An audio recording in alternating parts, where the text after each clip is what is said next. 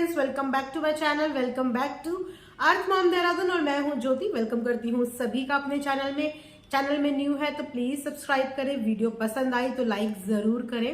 तो चलिए शुरू करते हैं आज का वीडियो। सो दोस्तों, controversy controversy controversy, everywhere is controversy. Big boss देखो वहां कंट्रोवर्सी, व्लॉगर्स की लाइफ देखो वहां कंट्रोवर्सी। आई थिंक ये जो नया साल है ना, ये बहुत ही मोस्ट कंट्रोवर्शियल ईयर में से गिना जाएगा, क्योंकि यहाँ पे कुछ कंट्रोवर्सियां थमने की जगह डे बाय डे बढ़ रही हैं। चलिए, अभी तक तो बात घर के मैटर की थी, लेकिन जब से आउटसाइडर्स ने इस घर के मैटर में इन्वॉल्व होना शुरू कर दिया है, या ये बोलिए इंटरेस्ट लेना शुरू कर दिया है, वहां से प्रॉब्लम अब खत्म होती हुई नजर नहीं आ रही है। इनफैक्ट ऐसा लग रहा है कि अब प्रॉब्लम किसी और डायरेक्शन की तरफ जाने वाली है, जहां पे जितने भी फैंस हैं, जितने भी पसंद करने वाले, प्यार करने वाले वेल विशर लोग हैं, वो रोज इस उम्मीद के साथ उठते हैं, इस उम्मीद के साथ देखते हैं कि चलो कल एक नया दिन आएगा, कल सब कुछ खत्म हो जाएगा, कल एक अच्छी चीज देखने को मिलेगी, एक पॉजिटिव चीज देखने को मिलेगी। लेकिन हाथ लग रही है तो सिर्फ निराशा। इन सब चीजों के बीच में आपको पता है सबसे ज्यादा डिस्टर्ब इस समय पे कौन है? सबसे ज्यादा डिस्टर्ब इस समय पे ना तो बच्चों के फैंस हैं, ना ही पेरेंट्स के फैंस हैं। इस समय पे डिस्टर्ब सबसे ज्यादा वो ऑडियंस है जो एक न्यूट्रल ऑडियंस है, जो इन्हें भी उतना ही प्यार करती है और जो इन्हें भी उतना ही प्यार करती है। इस वक्त सबसे ज्यादा परेशानी में और सबसे ज्यादा दर्द उस ऑडियंस के दिल में है, क्योंकि वो एक न्यूट्रल ऑडियंस है जो दोनों को ही बहुत ज्यादा प्यार करती है। तो इन सब चीजों से सबसे ज्यादा इफेक्ट जो पड़ रहा है ना, ऑब्वियसली घर के मेंबर्स को तो पड़ ही रहा होगा, लेकिन उनके अलावा जिन्हें पड़ रहा है वो इन लोगों के न्यूट्रल और कॉमन ऑडियंस है। जहां पे कल लाइव में लखन ने बहुत कुछ चीजें क्लियर करी। उन्होंने बताया कि अब उनके अंदर पेशेंस नहीं रह गया है, और अगर अब उन्हें किसी ने छेड़ा तो वो चुप नहीं रहेंगे, वो इस बात का जवाब जरूर देंगे। क्योंकि बोलते हैं कि पास सबका होता है, और पास अच्छा भी होता है, पास बुरा भी होता है, वीकनेस भी सबकी होती है। सबके पास सबके गहरे राज छुपे हैं, और उन्हीं राजों पे सबके सब एक दूसरे को ब्लैकमेल करते हुए नजर आ रहे हैं। तो जहां पे कल लखन ने ये बात क्लियर करी थी कि भैया मैं कुछ नहीं बोल रहा हूँ, ये बात मैं आउटसाइडर लोगों की बात कर रही हूँ कि अगर तुम मेरे बारे में बोलोगे तो इस बार यहां से भी सुनोगे, क्योंकि पहले मैंने हमेशा खामोशी ही रखी है। लेकिन वहां पे आज मैंने देखा कि जो ये मिस्टर आउटसाइडर हैं, उनकी वाइफ ने अपने इंस्टाग्राम पे एक पोस्ट, नहीं, इंस्टाग्राम पे जो पॉडकास्ट चैनल होता है, जो फैंस के लिए होता है, फॉलोअर्स के लिए होता है, वहां पे एक मैसेज डाला है। वो मैसेज मैं आप सबके लिए भी यहाँ पे लगा दूंगी, जिसमें उन्होंने ये लिखा है, कुछ राम जी से रिलेटेड उन्होंने कोई बात लिखी है, यानी कि सीधा सीधा कंपेयर किया है। मेरा क्वेश्चन सिर्फ इतना है कि जब इंसानों के बीच की लड़ाइयां चल रही हैं या इंसानों के बीच के मन मुटाव चल रहे हैं, तो वहां पे बार बार भगवान के नाम को क्यों ड्रैग किया जा रहा है? क्या इंसान इस लड़ाई के लिए कम पड़ गए कि अब भगवान के नाम का इस तरीके से सहारा लिया जा रहा है? एक इंसान की कोई औकात नहीं है कि उसकी तुलना किसी भगवान से की जाए। भगवान का बनाया हुआ पूरा संसार है। जो चीज मुझे अच्छी नहीं लगी कि बार बार जब देखो श्री राम का नाम लिया जाता है, जब देखो उनका कंपैरिजन किया जाता है। भैया, ना तो यहाँ पे कोई श्री राम है, ना ही यहाँ पे वो वाला युग है, ये कलयुग है।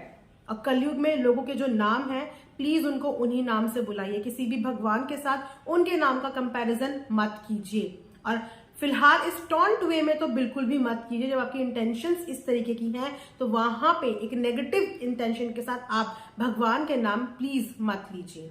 उसके साथ साथ उन्होंने ये बात भी बोली कि जो अपने माँ पापा, अपने भाभी के अगेंस्ट में पेड कमेंट्स करवा सकता है, तो उनके लिए हम क्या हैं? तो ये एक नया एलिगेशन जो है वो मिस्टर आउटसाइडर ने आके लगा दिया है उनकी वाइफ ने। एक बहुत बड़ी बात है ये कि आपने एकदम से अपने पॉडकास्ट चैनल में, जहां पे आपके फैंस जुड़े हैं, यानी कि पब्लिक प्लेटफॉर्म नहीं बोलेंगे, ये गुपचुप वाली बात ही हो गई, कि वहां पे आपने ये चीजें अपने फैंस को बता के उनको इन्फ्लुएंस करने की कोशिश की जा रही है कि अपने पेरेंट्स के लिए ये लोग पेड कमेंट्स करवाते हैं।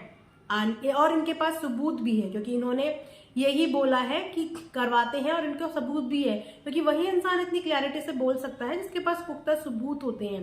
लेकिन मुझे एक बात चीजें क्लियर नहीं हो रही कि इनका इन पूरी कंट्रोवर्सी में क्या रोल है, ये इस कंट्रोवर्सी में क्यों आए।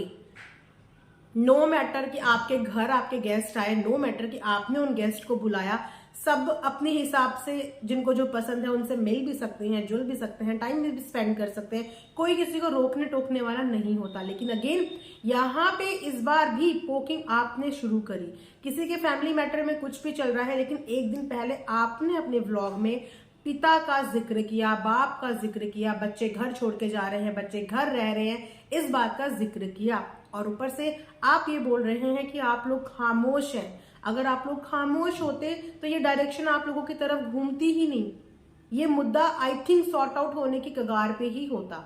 हम रोज ये एक्सपेक्ट करते हैं कि आज सॉर्ट आउट हो जाएगा, कल हो जाएगा, लेकिन बोलते हैं कि जब तक दो जनों के बीच का मुद्दा होता है तो सॉर्ट आउट जल्दी होने के उतने ही चांसेस होते हैं। लेकिन जब चीजें बिखरती हैं और उसमें थर्ड, फोर्थ, फिफ्थ लोगों की एंट्री होनी शुरू होती है, वो तो चीजें उतनी ही ज्यादा कॉम्प्लिकेटेड हो जाती हैं, क्योंकि हमें हर इंसान के अलग अलग पॉइंट ऑफ व्यू सुनने को मिलते हैं और उस हिसाब से ही हमारा दिमाग चलता है। जैसे कि मैंने अपनी कल की वीडियो में भी बोला था कि जब भी किसी के ऊपर इस तरीके की समस्या आती है या किसी परिवार में ऐसी प्रॉब्लम होती है, सबसे पहले जो चीज काम करनी बंद करती है वो होती है हमारे सोचने समझने की शक्ति।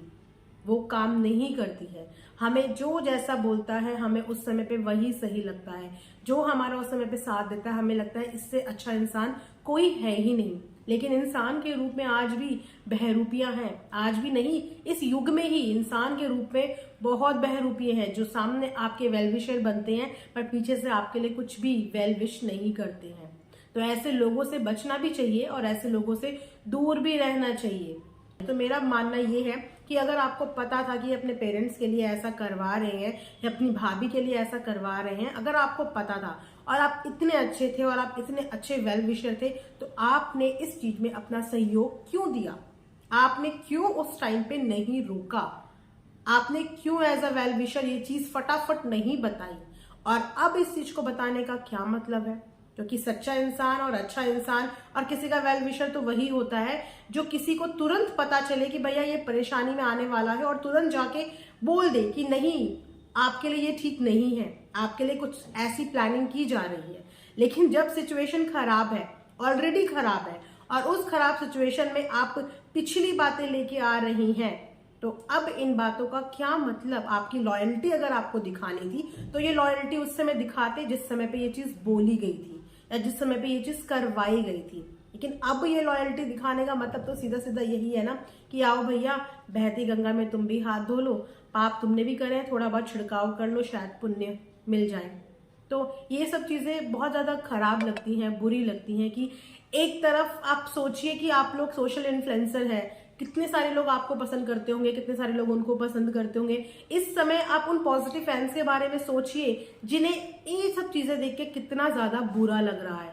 नेगेटिव हर जगह लोग होते हैं, एक मिनट के लिए भूल जाते हैं जो नेगेटिविटी आप लोगों को मिल रही है, क्योंकि सबको मिल रही है अपने अपने एंड पे।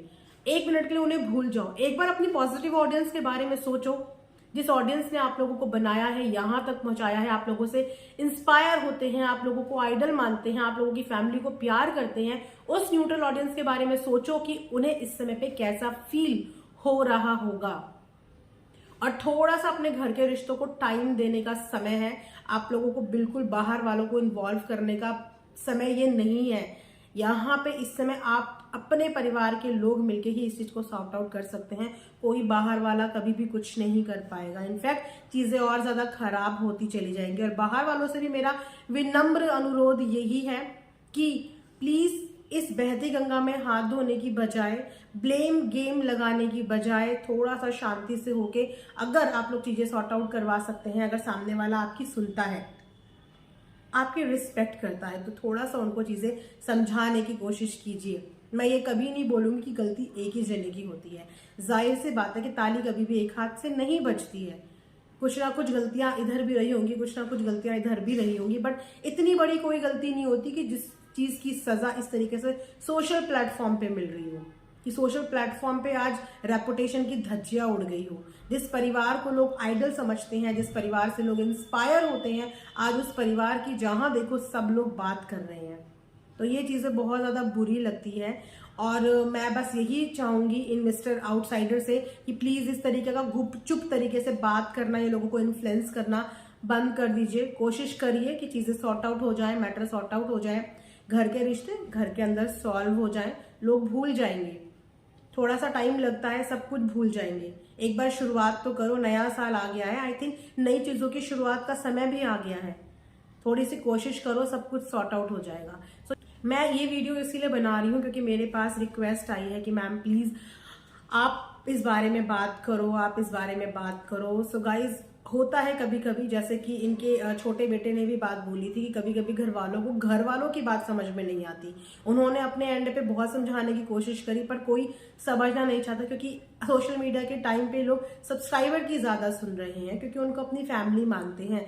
तो एज अ सब्सक्राइबर बोल लीजिए, एज अ फॉलोवर बोल लीजिए, एज अ फैन बोल लीजिए, मैंने अपनी तरफ से इनिशिएटिव लिया कि ठीक है, अगर मेरी बात कहीं ना कहीं किसी के दिल तक पहुंचती है और थोड़ा सा भी किसी का हृदय परिवर्तन होता है तो मैं अपने आप को बहुत ज्यादा लकी समझूंगी कि किसी परिवार में थोड़ी सी चीजें सॉर्ट आउट करने के लिए अगर मेरा 10% भी योगदान रहा तो इससे अच्छा कर्म कोई हो ही नहीं सकता। तो यहीं पे मैं अपना वीडियो एंड करती हूँ। आई होप आप लोगों को पसंद आया हो and thanks for watching earth Mom Dehradun.